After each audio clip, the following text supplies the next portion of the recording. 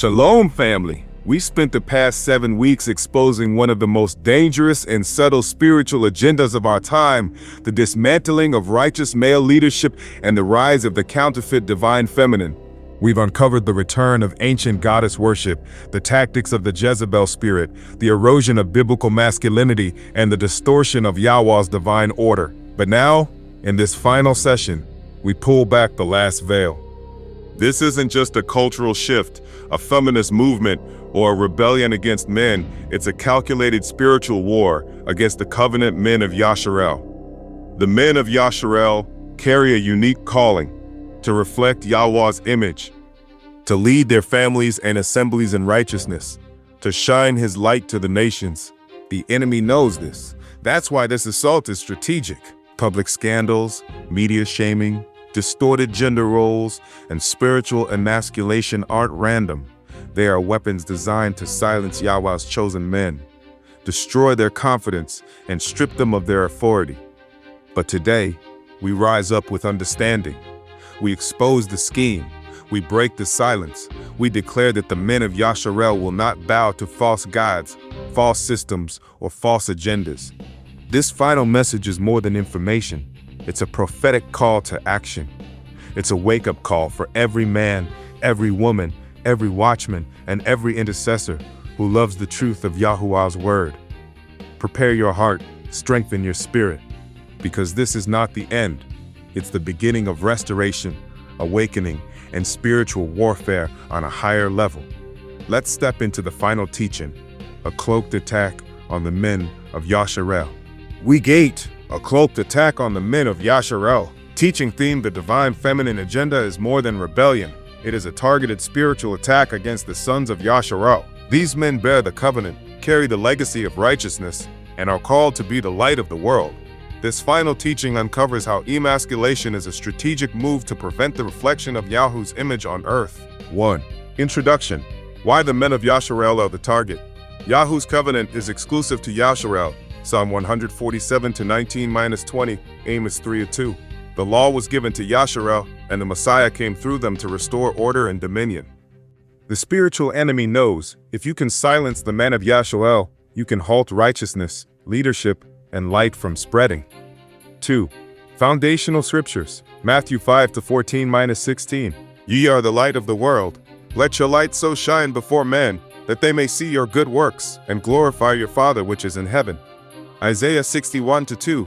Arise, shine, for thy light is come, and the glory of Yahuah is risen upon thee. For behold, the darkness shall cover the earth, but Yahuah shall arise upon me. The enemy's agenda is to dim, shame, or distort the light, especially the light coming through the covenant people. 3. How the divine feminine agenda targets Yashar'el's men. 1. Sexual scandal and character assassination. Celebrities, leaders, and even righteous men are strategically exposed.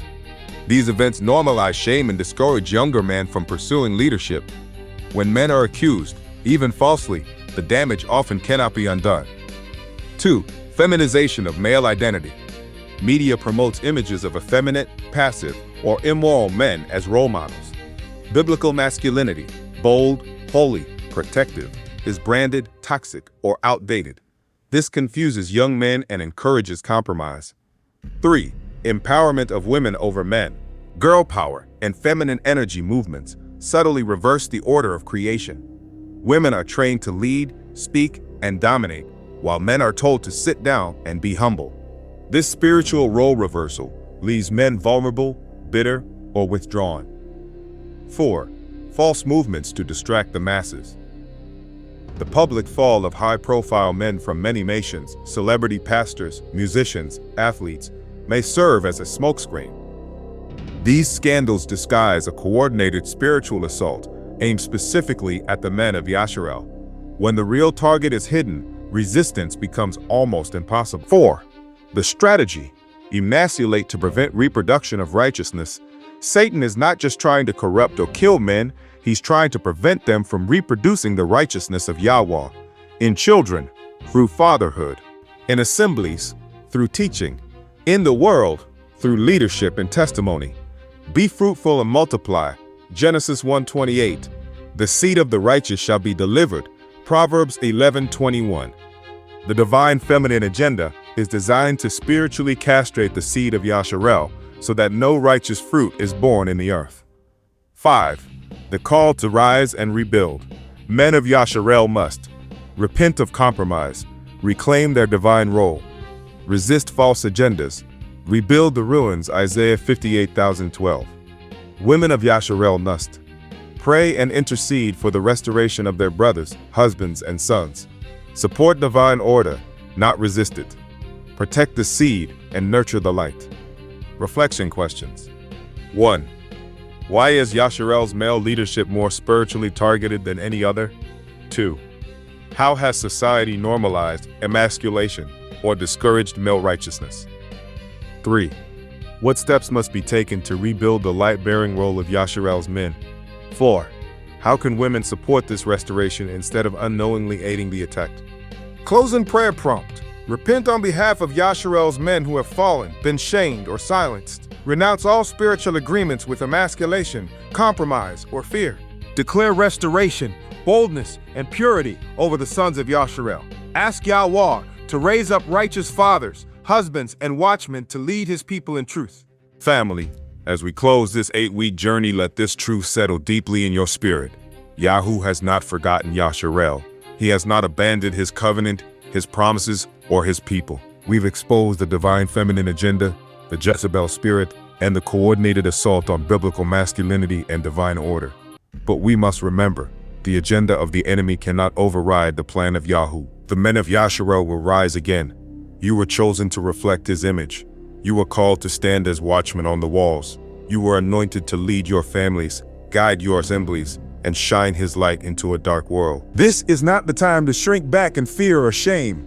This is the moment to step into your assignment with boldness, courage, and holiness. The attacks you faced, the scandals you've seen, the chaos around us, it's all proof of one thing. Your calling carries weight in the kingdom. To my brothers, stand firm, guard your seed, lead with humility and righteousness.